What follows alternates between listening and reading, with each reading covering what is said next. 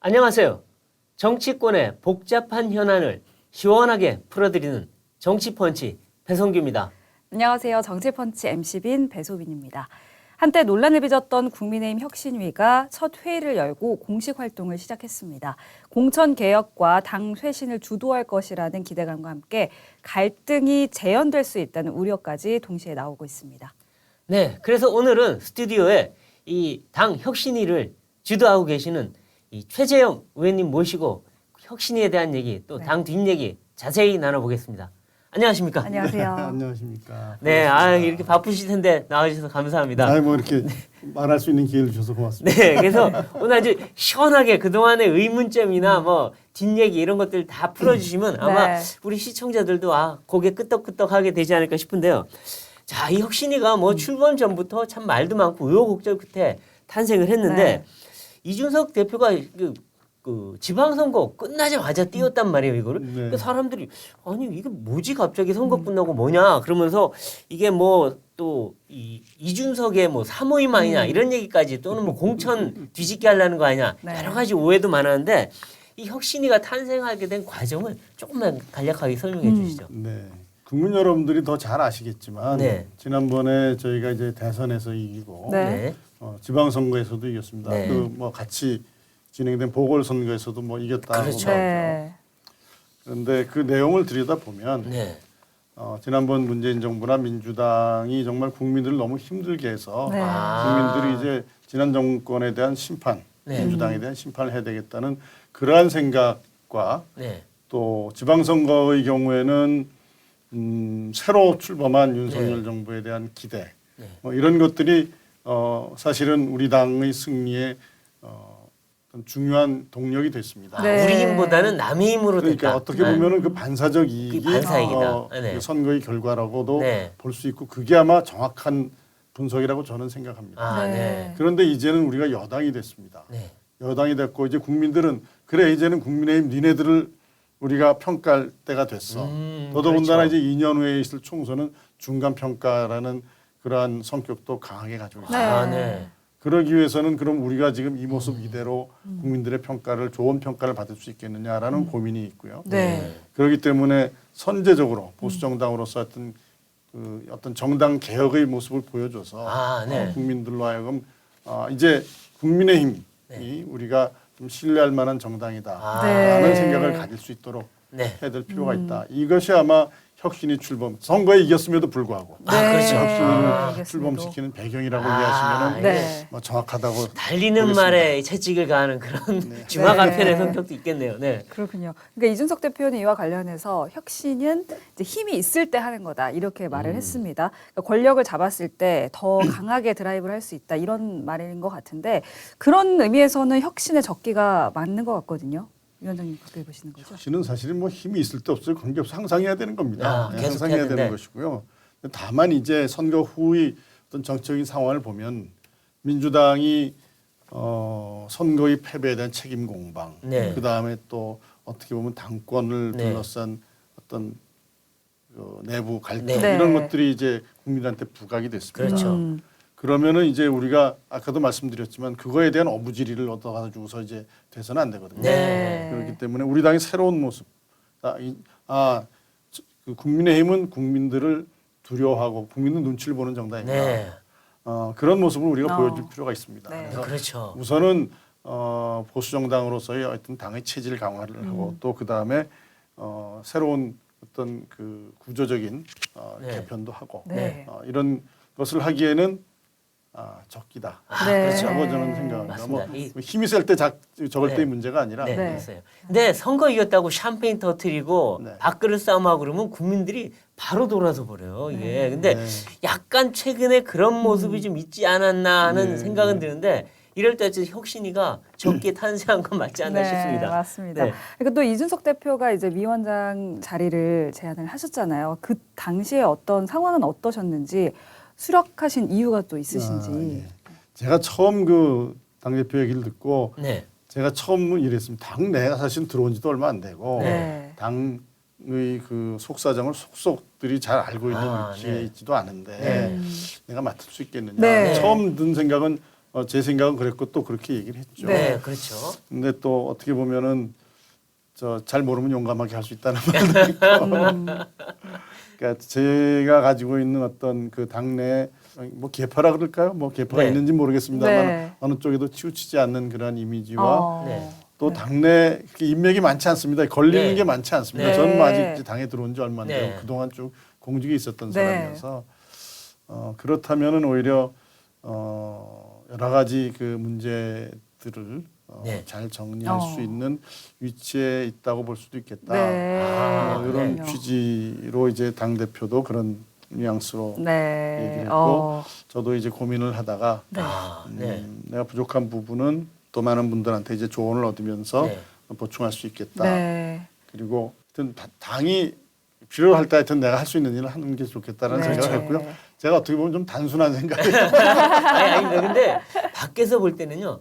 아, 그래. 우리 의원님 같으면 좀 올고든 이미지 그리고 네. 또 이 대쪽 같은 느낌 이런 분들이 사심 없이 해야지 되지 않느냐. 그러니까 맞습니다. 아무래도 공천 문제 이런 것까지 건들게 되는데 특정 계파나 아니면 사심이 있는 분들이 하면은 아무도 거기에 대해서 이 받아들이질 않아요. 수용을 네. 하지 않고 또 분명히 반발을 할 텐데 그런 거 없이 아마 공정하게 하시지 않을까 하는 생각에서 네, 아마 맞습니다. 부탁드린 게 아닌가 싶은 네. 생각이 드는데 잘 맡으신 거 아닌가 싶습니다. 맞습니다. 또 이 네. 대표가 뭐 따로 어떻게 주문한 내용이나 좀 부탁드리는 내용이 좀 있었나요?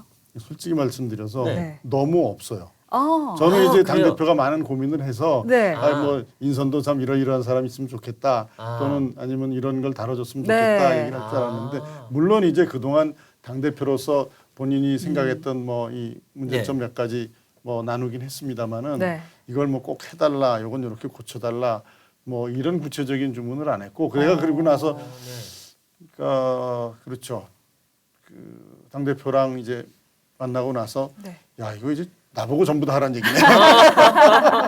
일종의 백지수표를 딱 넘겨주신 거네요. 물론 이제 그 네. 이후에 당 대표가 여기저기 언론에 뭐 얘기한 자기 생각들 물론 얘기한 건 있겠죠. 있는데 네. 뭐 나온 것 같습니다. 그러나 하여튼 제가 그 처음에 이제 몇 번 당 대표를 만나고 네. 그 나서의 느낌은 이거 나보고 다 하라는 얘기구나. 이거 아. 큰일 났다. 밖에서 생각하고는 좀 다르군요, 뭔가. 네. 그렇군요. 그리고 혁신위원회 월요일에 처음 회의를 열었습니다. 국민의힘에 대한 자성론과 경고의 목소리가 네. 많이 나왔는데 이제 경제 위기 파고가 오는데 집안 싸움만 하고 있어서 국민들이 참 걱정이 많다 이런 이야기가 나왔고요. 사실 국힘 지도부와 또 의원들이 잘 새겨들어야 되는 이야기가 아닌가 싶거든요. 네. 예, 그 첫 회의 때 이제 네. 혁신위원들이 네. 당에 대한 그 우려를 말씀하신 분들이 많이 네. 계셨습니다. 네. 지금 이제 뭐 당 대표와 또 다른 분들 사이에 좀 말들이 좀 많죠. 네. 좀 그렇죠. 걱정스러운 부분이 있습니다. 네. 사실 정당이라는 어떤 정치 조직 내에서 네. 좋게 말하면 경쟁, 네. 뭐 어떻게 좀 적나라하게 말하면 싸움. 네. 이거 없을 수는 없습니다. 네. 그건 항상 있을 수 있는데 네. 문제는 그 경쟁과 싸움의 수준의 문제죠. 그렇죠. 국민들을 위해서 우리가 무엇을 어떻게 할 것이냐에 대한 고민과 그 해결책에 대한 논쟁이어야 되는데 네. 이게 자리 싸움처럼 그렇죠. 비춰버리고 그렇죠. 그러면 안 되죠. 또 감정 싸움, 이게 아. 말 싸움처럼 이제 자꾸 번지는 네. 모습을 보면서 네. 참 걱정이 됩니다. 그런 말씀들을 이제 아. 그 혁신위원들 중에 상당 그 네. 수 위원들께서 이제 말씀을 해주셨죠. 네. 그렇죠. 아마 국민들의 생각도 비슷할 거라고 될 생각합니다. 겁니다. 아마 혁신위원들도 일반 당 외부 인사들도 많잖아요, 그죠? 네. 그러니까 그분들이 그렇습니다. 볼 때는 좀 한심해 보이는 분들도 분명히 있었을 것 같아요. 네. 뭐 저도 이제 당에 몸담고 있는 사람으로서 참 국민들한테 송구스러운 네. 네. 마음이 있고요. 그럴수록 혁신이 중요하지 않나. 그렇죠. 뭐 이런 생각을 해봅니다. 근데 이제 혁신위가 지금 15분으로 알고 있는데요.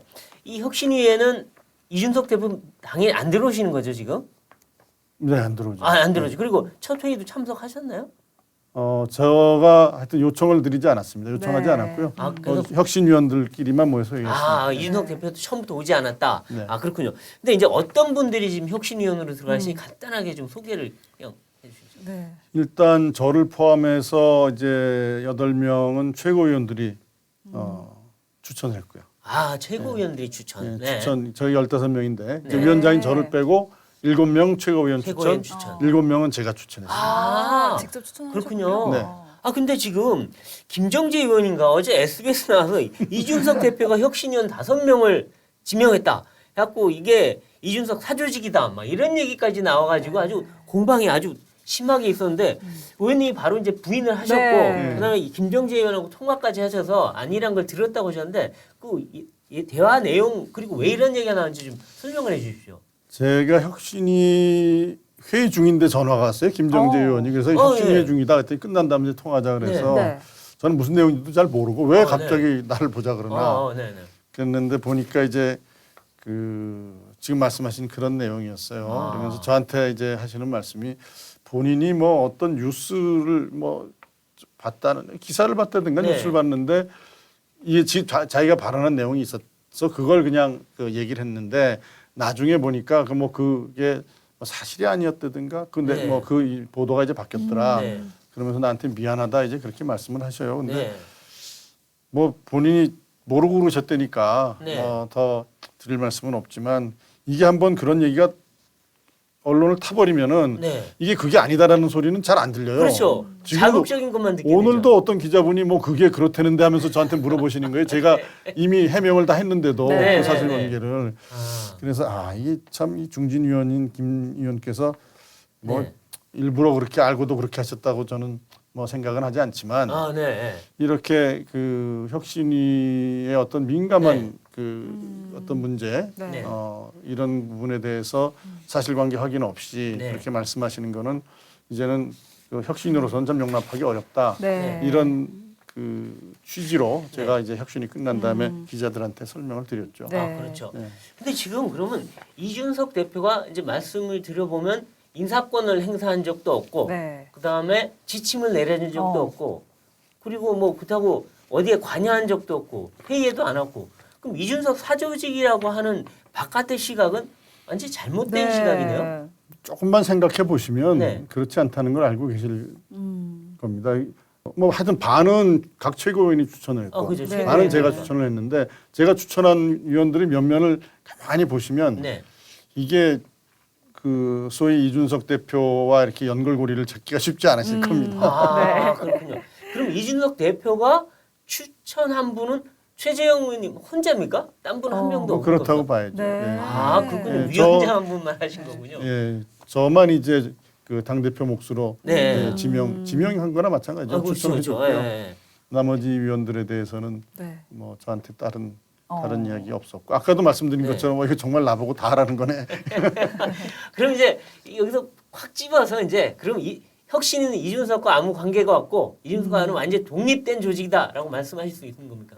당연하죠. 저 최고위에서 모든 최고위원들이 다 혁신에 대해서 동의하셨기 때문에 네. 의결이 된 아, 당의 네. 공적인 기구입니다. 네. 그렇죠. 그거를 사조직이라고 그렇게 말씀하신 게 혹시 네. 처음에는 네. 뜬금없이 왜 이 혁신이냐, 혹시 아, 그렇죠. 무슨 다른 네. 저희가 있지 않느냐, 아, 네. 뭐 이런 시각에서 이제 좀 그런 말씀들을 하셨을 수는 네. 있다고 봐요. 근데 아. 이제는 뭐 계속 그렇게 말씀하신다는 거는 네. 그렇게 말씀하시는 분들이 오히려 정치적인 저희를 가지고서 얘기하는 거다. 저는 그렇게 봅니다. 네. 근데 저희가 이제 우리 최 의원님을 잘 알지만 최 의원님이 스타일이 누구 말에 지침에 따라 왔다 갔다 뭐 그쵸. 원칙 바꾸고 그런 분은 저희가 아니에요. 보면 아니 뭐 법관을 얼마나 오래 하신 분이고 감사원 때도 저희가 대쪽처럼 감사하신 걸 봤는데 네. 그 걱정은 별로 안 해도 되는데 혹시라도 이준석 대표가 뒤늦게 자기가 지침을 내리고 또 혁신이가 한 거를 반대하고 그래서 뒤집고 할 가능성은 없나요? 혁신위원들이 이제 많이 고민을 할 겁니다. 어떤 네. 혁신안을 우리가 결론으로 낼 것인지 고민을 많이 할 네. 것이고요. 국민들이 공감할 수 있는 그러한 안, 네. 합리적인 안을 내면은 네. 뭐 저는 뭐 결국은 당의 최고 의사 결정 기구인 최고위에서도 받아들여질 수 있는 그런 안을 네. 낼 수 있다 이렇게 생각을 하고 있습니다. 그렇죠. 아마 이준석 대표도 또 30대 젊은 합리적인 정치인이기 때문에 아마 이런 논란 속에서도 네. 계속 혁신을 이렇게 지원을 해서 좋은 당 혁신 방안이 나오도록 좀 돕지 않을까 하는 생각도 좀 드네요. 어떻게 보면 본인의 마음에 안 드는 부분이 혹시 있더라도 네, 네. 이제 본인이 맨 처음에 제안했던 그런 혁신이기 때문에 오히려 더 그 수용을 좀 많이 하지 않을까 네. 그런 그렇죠, 기대도 그렇죠. 합니다. 네. 그렇군요. 합리적인 안을 내겠다 이렇게 말씀해 주셨는데 그럼 혁신위가 생각하는 그 혁신의 주요 방향은 좀 어떻게 될지 네. 국민들이 많이 궁금해할 것 같거든요. 일단은 뭐 많은 분들이 이제 공천에 관심을 많이 가지고 계시고 이 공천 룰 때문에 이 혁신이 한 거 아니냐 이제 그렇게 말씀하시는데 네.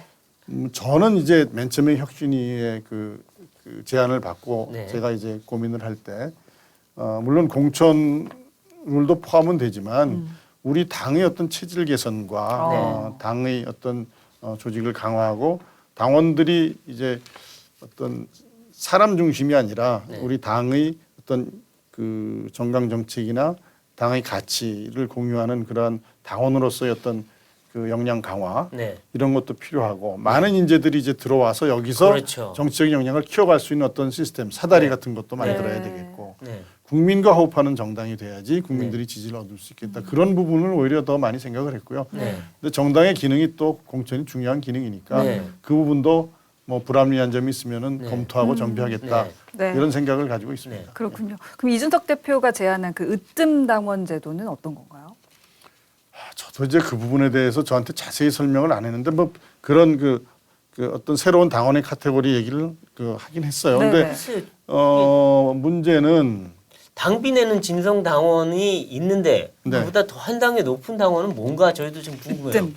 그 이름은 뭐 정해진 건 아니겠죠. 네. 네. 뭐 아마 이 대표가 으뜸 당원이라는 얘기를 한 것 같은데 네.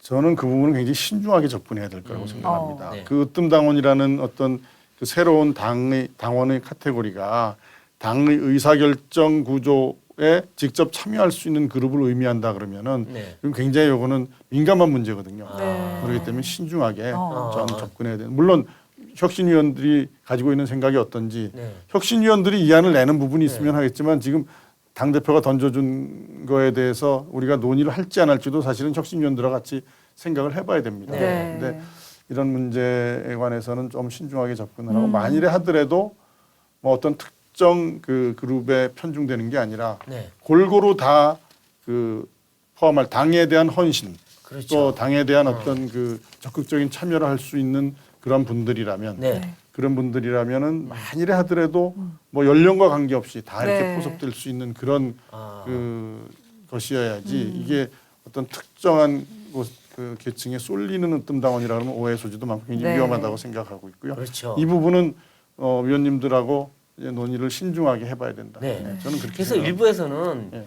그 이준석 대표가 자신을 지지하는 2030 소위 이대남들을 우대하기 위해서 만든 제도 아니냐 이런 막 좀 오해도 나오고 있는 것 같아요. 이 제도가. 그렇게 오해할 소지도 있어요. 그렇기 네. 때문에 더 신중하게 우리는 그렇죠, 그렇죠, 되고 그렇죠. 이게 새로운 당내 갈등의 불씨가 돼서는 안 됩니다. 그렇죠, 네. 그렇죠.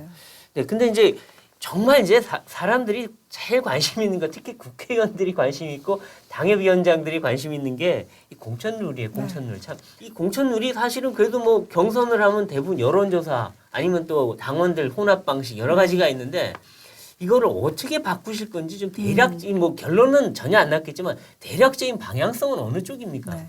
이 국회의원 공천도 중요하지만 사실은 그 지방의회 의원 선거도 중요합니다. 아 지방의회. 네. 제가 이제 공천관리위원회 이제 당에 들어오자마자 네. 공천관리위원회에서 지방선거 공천에 네. 그 관여를 해봤는데요. 어떻게 보면은 숫자로 보면은 지방의회 진출하려는 인원이 훨씬 많죠. 네. 예. 그래서 그것도 함께 이제 고민해야 되는데 기본적으로는 뭔가 예측 가능한 그러한 네. 시스템이 필요하다. 네. 그다음에 객관적인 데이터에 의해서 그거를 좀 평가할 수 있는 네. 자료들이 필요하다. 아. 이런 생각을 가지고 있고 물론 그 모든 공천이 네. 이런 데이터에 의해서 무슨 자료를 넣으면 딱 답이 나오는 식의 공천이 있을 수 그건 없습니다. 아니죠. 네. 네. 그래서 이제 공천권을 행사하는 이제 그 당시에 이제 공천권을 행사하는 분이 뭐 현재로는 당 대표가 주로 이제 공천에 많이 관여를 네. 하죠. 정말 우리 당을 위해서 필요하고 꼭 이길 수 있는 네. 네. 그런 당의 가치에 충실한 분이 누구냐 제일 많이 고민하겠죠. 네. 그러나 그런 고민을 덜어줄 수 있는 방법으로서도 네. 이런 어떤 객관적인 시스템은 필요하다라는 시스템 생각을 공천. 가지고 있습니다. 네. 그리고 뭐 어차피 뭐 소위 말하면 전략 공천이라는 건 항상 있어요. 일정 부분은 그건 필요한 거고요. 그렇죠. 그렇긴 예. 한데 그동안은 대통령이나 당대표가 너무 많이 꽂아 넣어가지고 네. 그게 항상 특히나 이 국민의힘 쪽 계열이 특히 많이 그랬거든요. 그래서 여기서는 대통령만 바라보는 정당이다. 막 이런 비판도 있었잖아요. 그러니까 그런 부분은 어떻게 고칠 수 있을까 모르겠어요. 대통령과 당대표의 과도한 권한.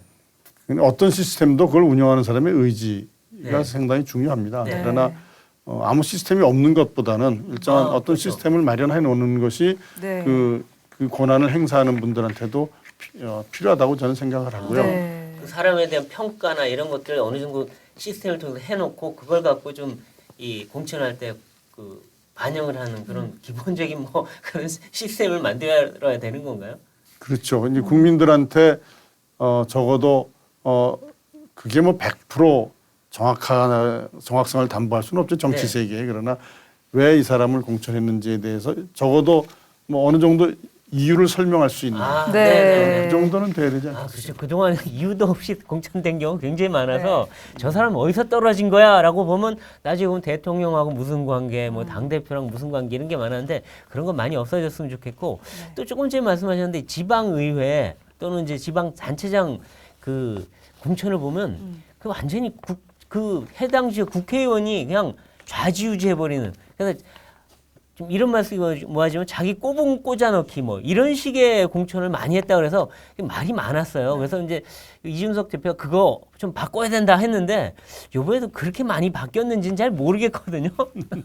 그 부분도 좀 뭔가 해소될 부분인 것 같아요. 적어도 지방의회 의원으로 진출할 수 있는 어떤 그룹 풀을 네. 만들 필요가 있습니다. 아, 그게 그렇죠. 이제 네. 뭐 당에 오랫동안 헌신한 분도 이제 거기 포함되겠고 또 당에 들어와서 열심히 뭐 교육도 받고 훈련 네. 받고 또 뭐 활동에 네. 열심히 참여한 분들도 아, 필요하겠고 그렇죠, 그렇죠. 네. 그래서 적어도 이런 그룹 안에서 우리가 그 네. 당 지방의회 의원들을 천거하겠다라는 네. 그런 인재 풀을 평소에 만들어 놓는 것이 저는 필요하다. 네. 굉장히 중요한 말씀. 그리고 뭐 지난번에 그 PPAT 네. 저 역량 평가에 네. 관한 시험이 있었는데 좀 급히하다 보니까 단발성으로 시험을 치러 가지고 네. 좀 좀 불만을 가진 분들도 계셨는데 그걸 네. 여러 차례 시험 보고 또 계속 그 아, 당원들한테 그렇죠, 그렇죠. 교육 훈련을 하면서 당원으로서의 어떤 그 역량을 키워드리고 그렇죠. 그런 분들 중에서 이제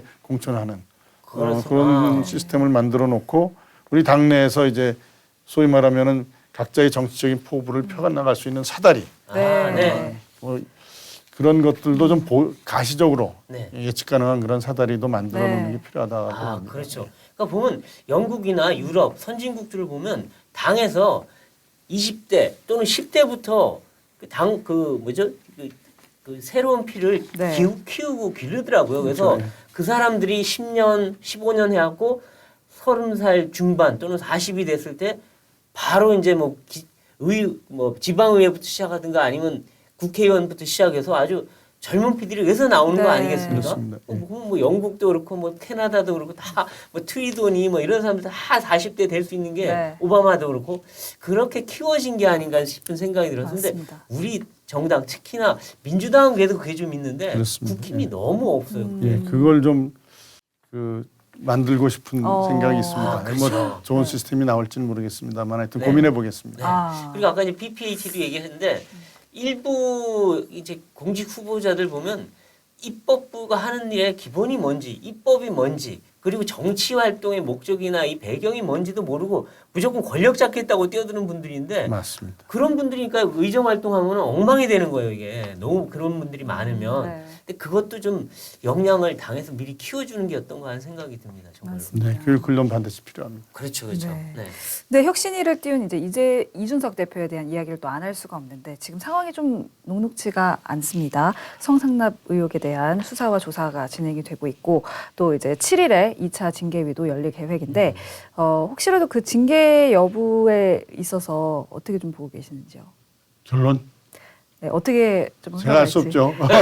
어떤 증거가 나와 있는지 전혀 알 수 없는데요. 네. 네. 근데 예, 이제 그건 이 뭐- 증거 없이 징계할 수 없다고 말씀하셨던 걸로. 그건 원론적인 법리, 네. 예, 그건 기본적인 법리를 말씀드린 거고요. 그게 네. 마치 뭐 이준석 대표 편든 것처럼 오해하시는 분들이 계신데 네. 제가 한 발언 내용을 쭉 이제 보시면은 네. 그건 기본적인 저 질문을 하시길래 기본적인 법리를 얘기한 거고 결국은 네. 어떤 증거가 나와 있는지 어떤 증거에서 네. 어떤 판단하실지는 네. 그 윤리위에 계신 분들이 네. 윤리 판단하실 문제다. 제가 어떻게 예측할 수 있는 상황은 아니다. 네. 그런 취지로 말씀드렸습니다. 그리고 네. 뭐 윤리 결정 여부와 관계없이 혁신위는 이제 당의 공식 기구이기 때문에 네. 그대로 갈 겁니다. 아, 근데 이제 이 대표 보면 이 징계 문제는 또 별개 문제고 또 7월 7일 날 되면 이제 뭐 어떤 또 결정이 나올 수도 있고 아니면 또 뭐 또 다시 유예될 수도 있고 하겠지만 징계 문제 말고도 이 대표가 지금 보이는 사람들하고 다 싸우고 있어요. 네, 그러니까 뭐 최고위원들하고도 싸우고 안철수 대표하고 싸우고 친윤하고도 싸우고 그러니까 이 사람들이 좀 피곤하다. 대표가 좀 이게 전체 아우르는 리더십을 해야 되는데 왜 이렇게 맨날 갈등을 일으키냐 이런데 이러다 보니까 이 선거 이겨놓고 집안 싸움하고 있다 이런 사람들이 이 비판을 받게 돼요. 이건 좀 자제해야 되는 거 아닌가 싶은데요. 네, 당 대표가 그래도 당의 대표입니다. 네. 당의 네. 대표라면은 좀 신중하게 그렇게 처신해야 되는 것이 반드시 필요하고요. 네. 모든 이슈에 대해서 그것도 감정적으로 그렇게 대응하는 것처럼 보이는 당 대표의 태도는 네. 그거는 뭐 저는 바람직하지 않고 당 네. 대표가 그 부분에 대해서는 좀 자제를 하셔야 될 거라고 생각합니다. 개인적으로 좀 이야기를 나눠 보셨나요? 그 네. 부분에 있어서? 뭐 제가 그 부분에 관해서 그러지 말라고 뭐 말씀드릴 기회는 없었습니다만은 네. 오늘 이 기회를 통해서 말씀드린다면 네. 이제는 당의 대표잖아요. 네. 당의 대표라면 당의 대표로서의 어떤 신중함과 품격 네. 이런 것들은 본인이 먼저 이제 지키셔야 된다. 저는 그렇게 생각합니다. 근데 아마 이준석 대표는 그런 좀 피의식이 있는 것 같아요. 내가 좀 어려 보인다고 걸핏하면 나를 어린 놈 뭐 싸가지였다 뭐 이런 식으로 나를 비판한다 괜히 그리고 나를 흔들어 갖고 일부러 다른 정치 세력들이 이익을 보려고 하는 거다 이런 피의식이 좀 있는 것 같긴 해요. 근데 약간 그런 면도 없지는 않아요. 솔직히 말하면 일부 또 의원들은 좀 의도적으로 흔드는 것 같다는 생각도 들긴 드는데 아마 그것도 뭐 친윤 쪽도 조금은 서로 자제해야 되지 않을까 싶은 생각도 들긴 드네요. 그런 것에 일일이 대응하는 게 과연 득이 될지 그렇죠.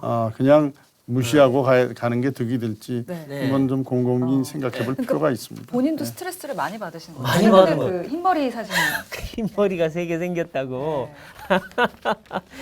저희도 뭐 이 프로에 이제 이준석 대표도 여러 번 나왔는데 네. 참 말씀 잘하고 시원시원한데 가끔은 좀 너무 도가 지나치다. 그러니까 그게 지나치니까 또 딴 데서 공격이 들어오는 거 아닌가. 그러니까 본인도 피곤할 겁니다. 네. 근데 이준석 대표가 이렇게 도처에서 공격을 받다 보니까 혁신위가 괜히 공격을 같이 받게 되는 측면이 있어요. 그러니까 뭐 이 벼락 잘못 맞으면 그 옆에 있는 사람까지 피해 오듯이 자꾸 혁신위가 공격을 많이 받는데 좀 억울하신 면은 없어요? 뭐 시간이 지나면 네. 그런 부분들은 이제 오해가 풀릴 거고요. 네. 이준석 대표가 공격받는 것이 저는 뭐 혁신위보다는 우리 당으로서는 하여튼 좀 바람직하지 않습니다. 대표가 그렇죠.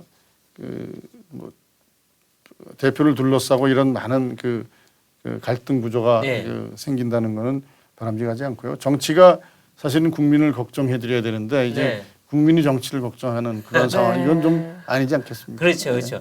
근데 이준석 대표가 어쨌든 작년에 이 국민의힘 대표를 맡으면서 새 바람을 일으킨 건 맞아요. 그리고 젊은 세대들한테 기대감도 일으켰고 네. 또 젊은 세대들의 목소리를 많이 반영을 했어요. 그래서 그런 건 좋은데 편가르는 그런 정치 모습이 좀 부작용이 있었던 것 같고 근데 어쨌든 우리 혁신위에 지금 젊은 혁신위원들도 꽤 있죠. 천하람 네. 변호사를 비롯해서 30대 네. 위원들이 여러 분 계시죠. 그렇죠. 이제 뭔가 새로운 콘텐츠, 새로운 바람을 일으킬 수 있는 혁신위원들 또는 혁신의 아이디어들이 꽤 있을 것 같은데 어떤 게 좀 있을까요? 이번 일요일 날 모여서 전부 다 털어놓기로 했습니다. 그래요? 이번 일요일에. 일요일날 각자 자기 주머니를 네, 네. 제가 이제 특히 젊은 분들한테 부탁했던 거는 그 세대의 그 젊은이들이 당에 바라는 것, 네. 또 더군다나 이제 그 당내에 와서 그 열심히 하려고 그랬는데 잘 그게 안 풀렸던 사람들, 그런 네. 사람들의 당에 대한 어떤 불만 이런 것들을 좀 그 잘 그 파악을 해서 좀 그 말씀을 해달라 이런 부탁도 그렇죠. 드렸습니다. 네. 뭐 당에 와서 그 잘 나간 사람들은 또 그것이 뭐 본인들이 그런 분들이 사실은 어떻게 보면 소수잖아요. 네. 그러니까 열심히 노력을 했는데 뭔가 잘 안 풀린 분들이 네. 당을 어떻게 바라보고 그분들에게 우리가 어떻게 하면은 그 어떤 걸 당에서 해드려야 되는지 네. 그런 의견들을 좀 잘 모아달라고 네. 부탁을 드렸고 네. 이제 뭐 위원이 아니더라도 저희들이 그 혁신위를 운영하면서 그분들의 목소리를 직접 들을 수 있는 장도 마련하려고 그럽니다. 네. 그렇군요. 아무쪼록 그 젊은 세대를 위한 어떤 비전도 함께 좀 제시가 되면은 좋을 것 예, 같습니다. 특히 이대남만 너무 위하지 말고 이대녀도 좀 포용하는 그런 모습이 필요하지 않을까 싶어요. 이게 우리 지금 혁신위 여성위원들이 많이 들어오시잖아요. 아, 그러니까요. 그러니까 그분들이 좀 뭔가 여긴 뭐 고루한 남성 정당 아니다 이런 느낌도 좀 줘야 되지 않을까 싶습니다. 네. 네. 그리고 또 이제 공교롭게도 혁신위가 이제 첫 회의를 하던 날 국민의힘 장제원 의원이 주도한 미래혁신 포럼도 행사를 가졌습니다. 네. 의원님께서도 참석을 하신 걸로 알고 그렇죠. 있는데 대한민국의 그 미래 혁신에 대해서 네. 말씀하시니까 네. 혁신위원장으로 안 가볼 수 없죠. 그렇죠. 어떤 말씀을 혁신이네요. 맞아요. 같은 같은 날 또 이렇게 열리게 되면서 혹시 경쟁 관계 아니냐 뭐 이런 말도 나오고 있거든요. 예, 그거는 저는 비교 대상이 안 된다고 봅니다. 네. 혁신위는 당의 공식 기구고요. 네. 네. 그 미래 한국 포럼인가요? 네, 혁신 포럼, 네. 장재현 의원이 이제 네. 주도하시는 그 모임은 어떤 그 사적인 공부 모임이죠. 네. 그래서 그걸 마치 이 어떤 그 당내 세력의 네. 두 계파처럼 네. 이렇게 비교하시는 건 저는 이해가 안 갑니다. 네. 예, 당의 공적인 조직하고 그런 개인적이라는 표현이 조금 그렇습니다. 근데 그거는 공식 조직이 아니잖아요. 네. 그렇죠. 물론 그렇죠. 또 생각을 같이 하는 분들 이런 분들이 그냥 모여서 열심히 대한민국 미래를 걱정하는 그러한 공부 모임 비슷한 성격이어서 그거를 뭐 혁신위와 이렇게 비교의 대상으로 삼는 거는 저는 비교 자체가 좀 성립할 수 없는 네. 거라고 네. 생각합니다. 그게 왜 그러냐면 이 아까도 이제 이런 오해가 있었듯이 네. 혁신위는 이준석 이렇게 대시키고 아. 그럼 미래 포럼은 장제원 장제원. 이렇게 하는데 두 사람이 싸우니까 이것도 싸우는 거 아니냐 이렇게 사람들이 이제 아주 단순하게 생각하는 것 같아요. 네. 그렇게. 네. 제가 이제 모두에도 말씀드렸지만 이건 내가 다 해야 되는 거네 하는 그런 네. 참 무거운 책임감이 있습니다. 네. 그렇기 때문에 이제 혁신위는 최재형이 하여튼 책임지고 하는 거다 네. 이렇게 생각하시면 저하고 장재현 의원하고 비교할 게 없잖아요. 그렇죠. 그렇죠. 네. 근데 이제 그 자리에서 김종인 의원이 국민의힘에 대해서 또 쓴소리 했어요. 아까도 나왔던 말이에요. 대통령만 바라본다. 쉬운 데선 간발에 차려지고 여전히 중심도 못 잡는다. 이러면 총선 보장 없다. 아주 그냥 세게 때렸는데 우리 의원님도 비슷한 생각이십니까? 네. 그 김종인 위원장님 말씀 오르신 말씀이죠. 네. 네, 저희들이 뭔가 새롭게 변화하지 않으면 네. 국민들이 이제 심판 대상이 되는 겁니다. 그렇죠. 여당이란 게 무거운 자리입니다. 맞습니다. 그럼 또 이제 김종인 전 위원장께서 혁신위에 대한 또 조언을 해주신 게 있는지. 그날은 뭐 혁신위에 대해서 네. 이렇게 따로 말씀하시지는 않으셨어요. 네. 그렇군요. 네. 그리고 또 이제 지금 사실 경제 상황이 너무 좋지 않습니다. 물가와 환율이 이제 못 뛰고 있고 가계부채도 급증하고 있고 기업도 어렵고 뭐 자영업자도 어렵고 서민들의 생활이 지금 너무 힘든 상황인데 이럴 때 이제 집안 싸움 할 게 아니라 좀 국민을 위해서 실질적인 이제 일을 해야 되지 않냐 이런 또 국민들의 비판의 목소리가 많거든요. 이 네. 부분에 있어서 제가 다 말씀드렸잖아요. 네. 이 당내 어떤 어떻게 보면 경쟁도 좋고 싸움도 좋습니다. 이게 수준이 있어야 된다. 그렇죠. 이 자리 싸움 하는 것처럼 비춰지면 이 큰일이다. 그렇죠. 우리가 정말 이 어려운 때 국민을 위해서 어떤 고민을 하고 어떤 해결책을 네. 내놓을 것인지 그걸 가지고 서로 논쟁하는 네. 그런 그 경쟁이나 갈등이 돼야지. 그렇죠. 이 국민들한테 전혀 도움이 안 되는 걸 가지고서 이렇게 싸우는 것처럼 비추는 거는 정말 그거는 어리석은 짓이라고 생각이 되고요. 네. 아까도 말씀드렸지만 이제 더 이상 국민이 정치 걱정하지 않게. 네. 이게 정말 정치가 국민들이 얼마나 어려운데 네. 국민들이 얼마나 어려우신지 정말 그 어려운 삶을 살피고 우리가 네. 뭘 어떻게 해야 되느냐 네. 이걸 가지고서 고민하는 정당이 돼야 될 것 아, 같습니다. 그렇죠. 근데 우리 혁신이가 혹시 그러면 민생 정책이나 노선 뭐 이런 쪽도 좀 발굴을 하게 되나요? 어떻게 네. 되나요? 그 부분에 대한 정책 제안이 포함될 것인지 여부는 저희들이 좀 더 논의를 해봐야 되겠습니다. 아, 그렇죠, 그렇죠. 근데 왜냐하면 어떤 정치를 해서 결과물이 정책적인 결과로 나오기 때문에 이런 우리가 어떤 노선에 어떤 정책을 중점적으로 하는 게 좋겠다 하는 것도 하나의 혁신의 대상이 네. 아닌가 싶어요. 그 부분을 말씀하신 위원들도 계셨습니다. 아, 그래서 그렇군요. 우리 정강 정책에 충실한 그러한 그 어떤 정책에 관해서도 논의해보자. 논의해보자. 예. 네, 좋습니다. 네. 근데 이제 실질적으로 이제 국회 얘기를 좀 해야 되겠는데요. 네. 원구성이 지금 한 달째 공전되고 뭐 이 경제 상황 어렵다 하는데 모든 법안이나 정책들 다 국회에 지금 묶여 있는 네. 상황인데 이 모든 게 법사위원장 뭐 이 문제 때문인데 이거를 뭐 검수완박 때문에 저렇게 여당이 끝까지 못 주고 있는 상황인데 야당이. 근데 이게 이 원구성을 단독으로 지금 하겠다고 뭐 7월 1일 날 소집을 해놨어요. 네. 그럼 또 폭주하는 건가? 이러면 어떻게 해야 됩니까? 이 여당은? 여당이 이제 국정을 책임지고 있는 네. 정당이기 때문에 한없이 미룰 수는 없습니다. 한없이 네. 미룰 수는 없는데 그러나 그 야당도 네. 적어도 그동안 국회에서 오랫동안 그 지켜왔던 그 관행이라는 것은 다 이유가 있거든요. 그렇죠. 네. 이유가 있고 또 국회법의 취지, 여야 합의해서 이제 모든 네. 것을 해결하겠다는 국회법의 취지 이런 것들을 존중해서 네. 여야 각 그 자기 정당의 어떤 유불리를 떠나서 국민을 위해서 무엇이 필요한가에 네. 대한 그러한 고민과 또 합의에 의한 그런 국회 운영이 반드시 필요하다고 생각합니다. 아, 네. 근데 사실 민주당은 법사위원장 자리를 넘겨주는 데에 조건을 걸었습니다. 네. 이른바 검수완박 법안과 관련한 권한쟁의 심판 청구를 취하하라 이렇게 이제 조건을 걸었는데 사실 국민의힘 입장에서는 좀 받아들이기 힘든 조건이 아닌가 싶거든요. 법사위 그 위원장 주면서 또 그런 조건을 붙인다는 거는 그건 저희가 좀 의심스럽습니다. 네, 그렇죠. 예. 그러니까 어쩌면 저렇게 끝까지 검수완박을 끝까지 고수하려는지 참 그 의지력 하나는 대단한데 아마 문정권 이재명 후보 쪽 비리가 뭐가 이렇게 겁나고 감추는 게 맞나 이런 생각도 들긴 듭니다. 근데 어쨌든 그 법관 출신이지 않습니까, 의원님이? 네. 그럼 보실 때 이 국민의힘이 헌재 제소한 이 검수완박의 절차적 위법성, 문제점 이걸로 이 헌재가 이거를 수용할 거라고 보십니까? 어떻습니까? 여러 가지 예측들이 있습니다. 사실은 네. 뭐 그걸 예측하기는 어려운데요. 네. 저는 그냥 이런 측면에서 말씀드리고 싶습니다. 민주당이 권한쟁의 심판 청구를 취하해달라 네. 이걸 조건으로 걸지 않았습니까? 네. 그거는 그 본인들이 생각하기에도 네. 야 이거 위헌의 소지가 많구나 아. 이렇게 생각하고 있다는 것의 반증 아니겠습니까? 그렇죠. 본인들이 질 것 같으니까 문제가 많다. 그렇지 않다면 정말 생떼 쓰기 위해서 그냥 조건을 붙인 거고요. 네. 그렇죠. 둘 그건 중에 안 하나겠죠. 되겠죠. 예.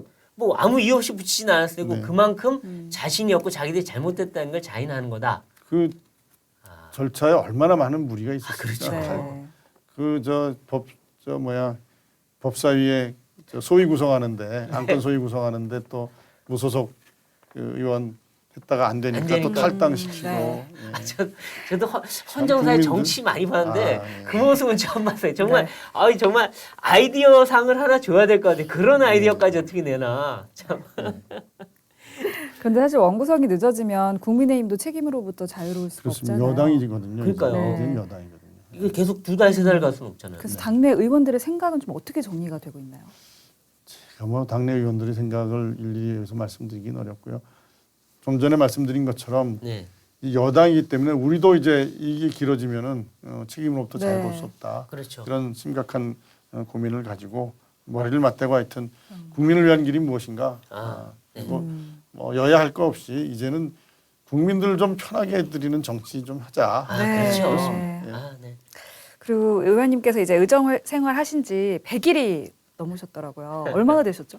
정확히? 3월 9일 했으니까 이제 100일이 100 며칠 정도 네. 됐죠. 100일이 좀 넘었네요. 그죠. 이제 당내 아니 시간이 어떻게 가는지 모르겠어요. 지금 이제 당내 혁신위까지 맡게 되셨는데 어떻게 좀 정치인으로서의 생활이 어떠신지 좀 해볼만 하신지요? 제가 사실은 이 정치 본격적인 정치를 그 세계에 들어온 게 이제 한 100일 넘었는데 네. 그 전에 제가 살아왔던 생활의 스피드보다는 대여섯 배는 더 어. 많은 일정을 소화하고 많은 사람들이 맞습니다. 만나는 것 같은데 와. 정치인이 개인- 다이나믹한데 우리나라도 다이나믹하잖아요. 개인적으로는 네. 더군다나 이제 좀 적응할 만하니까 처음에 들어와서 이제 공천관리위원회 맡아달라고 그렇죠, 그래요. 그렇죠. 네. 또 덜컥 맡았다가 한 달 그것 때문에 이제 아주 정신없었거든요. 네. 지방선거 끝나고 이제 좀 제대로 좀 정신 차리고 한번 해보자 네. 그러는데 네. 혁신위를 맡으니까 그 맡은 이후로부터 하여튼 또 그렇죠. 또 많은 생각들을 하게 되고 근데 지역구 관리에 좀 어려움이 생기지 않으세요? 그렇게 바쁘시면 지역 관리도 좀 하셔야 되는데. 그러니까요. 지금 고민입니다.